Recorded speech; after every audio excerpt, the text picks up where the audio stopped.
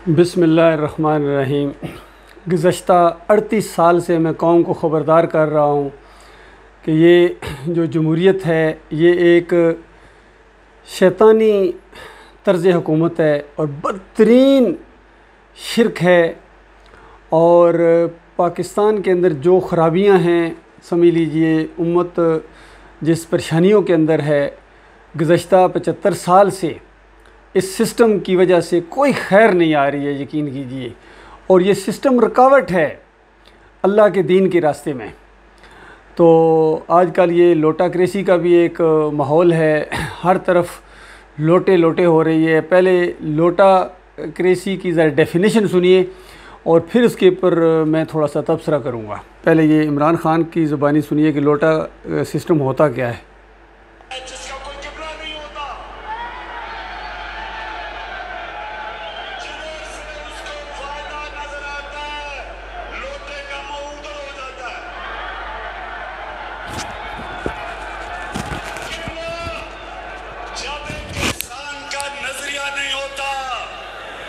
जब उसका किबला नहीं होता तो वो जिधर से जो पैसा देता है, जो इक़्तिदार देता है, जिधर से धमकी मिलती है, लोटा उधर ही चला जाता है। ये है जनाब लोटे की डेफिनेशन जो इस फील्ड के माहिर इमरान ख़ान साहब बयान कर रहे हैं कि लोटा वो होता है जिसका कोई किबला नहीं होता, जिसका कोई नज़रिया नहीं होता और जिधर फ़ायदा देखता है लोटा अपना मुंह उधर कर लेता है। ये बिल्कुल सही बात है कि ये दुनिया के मफादात देखते हैं और उसके बाद ना कौम की इनको खैर ख्वाही है, ना मुल्क की इनको खैर ख्वाही है और ना अपनी इनको खैर ख्वाही है, ना अपने अहल व अयाल की इनको खैर ख्वाही है। इनके लिए जायज़ और नाजायज़ सिर्फ़ अपने मफादात हैं। तो मैं इमरान ख़ान की खिदमत में ये अर्ज़ कर रहा हूँ कि ये जो दुनिया के इक़्तिदार की जंग है ये बज़ाते ख़ुद एक लोटाक्रेसी है। आप जिधर अपने इक़्तिदार को देखते हैं आप वो तर्ज़ अमल इख्तियार करते हैं।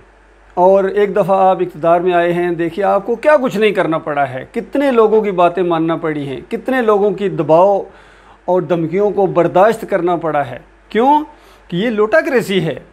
अगर आप असूलों के ऊपर पाबंद रहते, अपने नज़रिए के ऊपर पाबंद रहते, और इस्लाम का नज़रिया एक बेहतरीन नज़रिया है, बेहतरीन दीन है, बेहतरीन ज़ाब्ता हयात है और मुकम्मल है। दीन मुकम्मल हो चुका अल्लाह के बंदो। अब ना किसी किताब ने उतरना है, ना किसी नबी ने कोई शरीयत लानी है। ये आखिरी नबी मोहम्मद सल्लल्लाहु अलैहि वसल्लम आके 1500 साल पहले वफ़ात भी पा चुके हैं। अगर यकीन नहीं आता तो मदीने में जाके कब्र देख लो। और उन्होंने जो आवाज़ लगाई थी मक्का के अंदर, 13 साल मक्का के अंदर और फिर 10 साल मदीने में, 23 साल के अंदर दुनिया का नक्शा तब्दील हो गया था। वो बान की जूतियाँ पहनने वाले, उनमें से जो अक्सर पढ़े लिखे नहीं थे, हत्ता कि हिसाब किताब भी इस तरह उंगलियों के ऊपर किया करते थे, इतने इतने बस इतने ले लो, इस अंदाज से वो गुफ्तगू किया करते थे। बहुत कम लोग थे जो पढ़े लिखे थे, लेकिन अल्लाह ताला ने उनको दुनिया का इमाम बनाया कि पस्तियों में गिरी हुई कौम को उठाया इस कलमे ने, ला इलाहा इल्लल्लाह ने, और किस तरह अरूज के ऊपर जाके पहुंचाया। और इसकी वजह यह है, वही वजह है जो उमर बिन ख़त्ताब ने अपनी दौर के अंदर कहा था रज़ी अल्लाह ताला कि लोगों कान खोल कर ये बात सुन लो, मैंने अल्लाह के रसूल सल्लल्लाहु अलैहि वसल्लम को ये कहते हुए सुना है, इन्नल्लाह यरफ़अ बिहाज़ल किताबि अक़वाम, कि अल्लाह ताला इस कौम को या किसी भी कौम को इस किताब के ज़रिए इस तरह कुरान को लहरा के, कुरान को सामने पेश करके कहा कि देखो अल्लाह ताला इस किताब के ज़रिए कौमों को उठाता है। यानी बता रहे थे कि अरबो तुम उठे हो अरबियत की वजह से नहीं, मक्का की वजह से नहीं, तुम उठे हो इस किताब की वजह से। और वजज़उ बिही आखरीन, और जो इस किताब का इनकार करें, इस किताब को पसे पुश डाल दें, इसके मुखालफ चलें, तो अगर वो बुलंदियों पर भी इससे पहले अल्लाह ताला ने उनको रखा हुआ है तो वो ज़िल्लत के गढ़ों में जाके गिरेंगे। तो ये बात 100% पूरी हुई कि देखो एक छोटी सी उस बस्ती के अंदर से, मक्का के अंदर से ये जब तौहीद की दावत उठी, ला इलाहा इल्लल्लाह की, तो अल्लाह ताला ने किस तरह उनको अरूज बख्शा। और फिर एक वक्त ऐसे आया कि 7 समुंदरों के ऊपर इनकी हुकूमत हो गई। और फिर जब इस किताब के नज़रियात और अकायद को इन्होंने छोड़ दिया और इनके अंदर ये सूफ़ीज़म आ गया और ये कब्र परस्ती का शिरक इनके अंदर आ गया, पीर परस्ती का शिरक इनके अंदर आ गया और ये दूसरी कौमों से मुतासर हो गए। इस कदर मुतासर हुए कि देखो अपने नज़रियात और अपना सिस्टम जो अल्लाह का दिया हुआ सिस्टम था अब इनको पसंद नहीं है। आज इस ज़मीन के ऊपर कहीं भी उसकी कोई वैल्यू ही नहीं है। अब ये मुतासर होते हैं, ख़ुद ये बयान करते हैं कि मैं वहाँ बरतानिया में रहा हूँ, मैं उनसे इस कदर मुतासर हुआ था। कहते हैं 25 साल मैंने वहाँ गुजारे, 20 साल मेरी तरबियत वहाँ हुई है। भाई आपकी तरबियत वहाँ हुई है ना, इस वजह से आपको अब ये ईमान अकीदे की बातें आपको पसंद नहीं है, ये आपको बेवकूफ़ी नज़र आती है, यहाँ तो नुकसान नज़र आता है। लिहाजा जिधर आपको फ़ायदा नज़र आता है, इक़्तिदार नज़र आता है, पार्टीबाजी नज़र आती है, अवाम नज़र आती है, उधर आप झुक जाते हैं।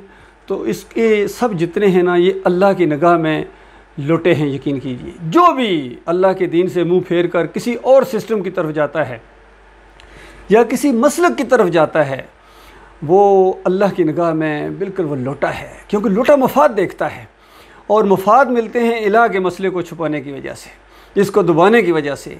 अगर आज इस मसले को असली हालत में बयान कर दिया जाए, ना पहले असली हालत में बयान किया गया ना अब किया जा रहा है, पहले भी यही धोखा दिया गया था। पाकिस्तान का मतलब क्या, ला इलाहा इल्लल्लाह। हम पाकिस्तान इसलिए बना रहे हैं कि ला इलाहा इल्लल्लाह, अल्लाह के अलावा कोई माबूद नहीं।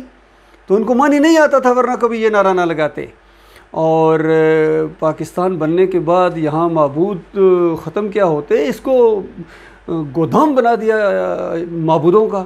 कोई दाता है, कोई दस्तगीर है, कोई मुश्किल कशा है, कोई हाजत रवा है, कोई गौस पिया है, कोई खोटी खरी करने वाला है, कोई औलादें देने वाला है, कोई इक़्तिदार देने वाला है, कोई बेटे देने वाला है। ये सारी सफ़ात अल्लाह की बांट दी इन्होंने इन मूर्तियों के अंदर, इन कब्र और मज़ारों और गुम्बदों के अंदर, पीरों के अंदर।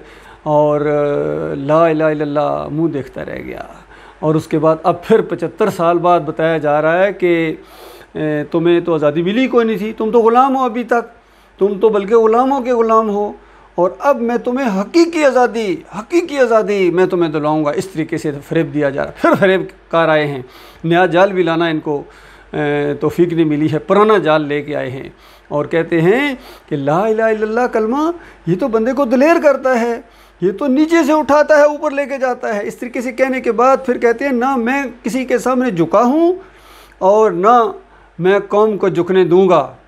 अच्छा, तो वो जो गंज शकर के मज़ार के ऊपर जाके सजदा किया था वो खड़े होके किया था, वो उसको झुकना कहते हैं। आपका ये इज़्ज़तदार सर ये जाके चौखुट के ऊपर जाके लगा था नीचे, और उसके बाद आप कहते हैं मैंने बोसा दिया था। तो बोसा देने के लिए सर तो नीचे करना पड़ेगा। ये तो ऐसी बात है, कहते हैं मुदाखलत हुई है, साजिश को नहीं हुई है। इस पर आप कितने दलाइल देते हैं। तो वही मजहबी अंदाज से वही बात कि देखो मैंने बोसा दिया है, झुका तो नहीं होना। तो जब बोसा दिया है तो झुकना खुद ब खुद साबित हो गया, शिर्क खुद ब खुद साबित हो गया। इसलिए आप ख़ुद भी झुकते हैं मज़ारों के सामने, पीरों के सामने, इक़्तिदार के सामने, जमहूरियत के सामने। ये जमहूरियत का भी तो एक बुत है ना, इसके सामने भी आप झुके हैं ना। ये निज़ाम किसका दिया हुआ है? आप ख़ुद कहते हैं बरतानिया का, यूनानियों का, वेस्टर्न। कभी स्विट्ज़रलैंड की मिसालें देते हैं, कभी जर्मनी की मिसालें देते हैं, कभी चाइना की मिसालें देते हैं। और ये सारी मिसालें देने के बाद नतीजा क्या निकला? मदीना रियासत बना दूंगा। वो क्या हो गया है तुम्हें सरफिरो, और तुम्हें ज़रा भी अक्ल नहीं है, कोई तुम्हारे अंदर ज़रा भी सेंस वाला आदमी नहीं है। कोई बड़े कायदीन में से, मजहबी लोगों में से भी कोई ऐसा नहीं है, वो कोई जर्नैल ऐसा नहीं है जो ज़रा कोई पत्ते की बात कहे, ज़रा समझ और दानाई की बात करे, दलाइल के साथ बात करे कि या तो मुसलमानी का इनकार कर दो, कह दो कि हमारा कुरान से, हदीस से, नबी अलैहिस्सलाम से, सहाबा इकराम से कोई तल्लक नहीं, इस तरीके से कह दो, फिर तुम्हारी बातें एक दूसरे एंगल से ली जाएंगी। उधर वो भी नहीं छोड़ते हो और अपने दीन को अपनाते भी नहीं हो, शर्माते हो जहाद का लफ्ज़ इस्तेमाल करते हुए, मुसलमान का लफ्ज़ इस्तेमाल करते हुए, और मोहम्मद सल्लल्लाहु अलैहि वसल्लम का तरीका इख्तियार करते हुए। ऐसी आपको शर्म आती है, ज़हनी मरूबियत है। कब इस ज़हनी मरूबियत से निकलोगे? तो लिहाजा इस लोटा क्रेसी से निकलो। ये सारे के सारे लोटे हैं, यकीन कीजिए ये मजहबी लोटे हैं, चाहे फजलुर रहमान हो, तारिक जमील हो, ताहिर कादरी हो, और इससे पहले जितने अकाबरीन गुज़रे हैं इनके मसलक परस्तों के, चाहे ये बरेलवियों के बड़े हों, देवबंदियों के अकाबरीन हों, अहले हदीसों के यहाँ बानी हों, और जो भी हों, वो जो भी दुनिया की तरफ झुका है, मफादात की तरफ झुका है, वो लौटा है। देखिए जमात इस्लामी उठी थी शुरू में दावत का नाम लेके, लेकिन उसके बाद लोटे बने या नहीं बने, फिर जमहूरियत की तरफ आए। जो जमहूरियत की तरफ आएगा वो लोटा है, चाहे आफत सईद हो, चाहे खादम हुसैन रिजवी हो, चाहे साजिद मीर हो, ये सारे लोटे हैं। हत्ता कि इमरान खान साहब में बड़ी माजरत के साथ बड़े यानी इस अंदाज से कि देखो ये जो जमहूरियत का आप नाम लेते ये भी लोटा क्रेसी है। आप मजहबी लोटे हैं, अल्लाह की निगाह में आप भी लोटे हैं, और हमारे जितने जर्नैल हैं ये सारे लोटे हैं अल्लाह की निगाह में, क्योंकि दुनिया की तरफ झुके हैं, मफादात देखते हैं, नौकरी देखते हैं, इनको कोई परवाह नहीं है कि अल्लाह का दीन क्या कहता है।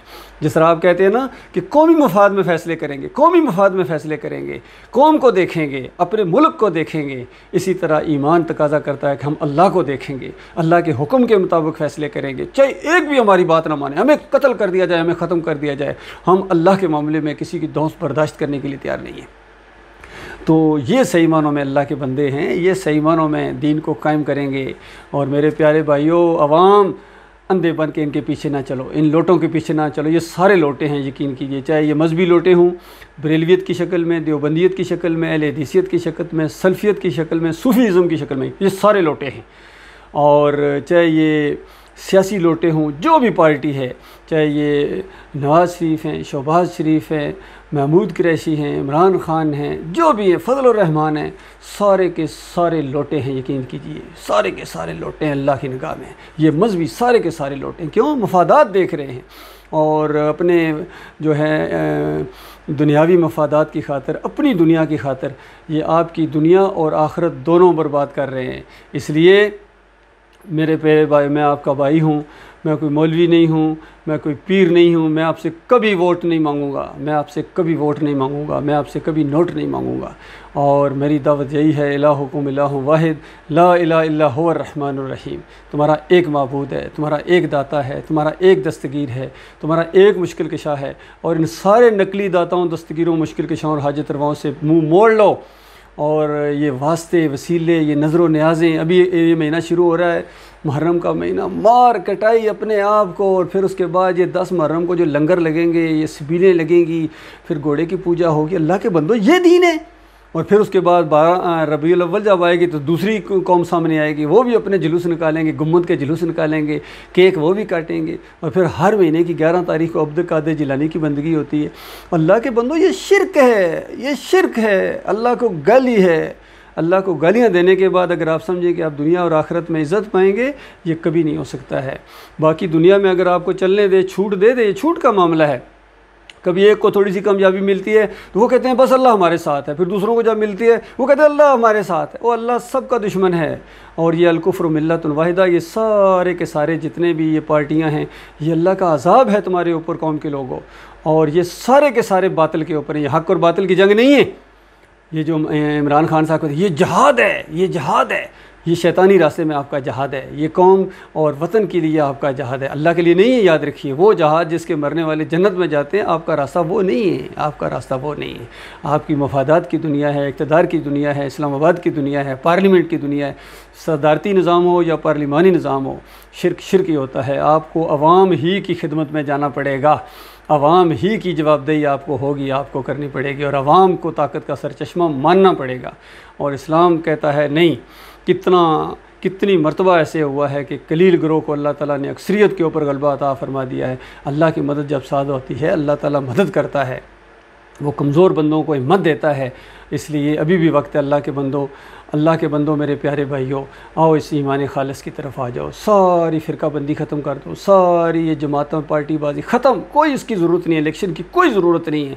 ये बिल्कुल फजूल खर्ची है, ये शैतानी तरीका है, और इसमें गाली गलोच है, नफ़रतें हैं, नाइंसाफ़ी हैं, लड़ाई झगड़े हैं, और एक दूसरे के ऊपर लान तान है। ये सब कुछ जमहूरियत का हिस्सा है, जमहूरियत का हुस्न है, और यही जमहूरियत है। फिर इसी की खातर अगर आप कहोगे पाकिस्तान की बका जमहूरियत में है, सराजुल हक साहब कह रहे हैं पाकिस्तान की बका जमहूरियत में है, अफसोस अफसोस। नहीं मेरे भाइयों, पाकिस्तान की बका इस्लाम में है, ईमान में है, ईमान खालिस में है। अल्लाह ताला गौर व फिक्र करने की तौफीक अता फरमाए।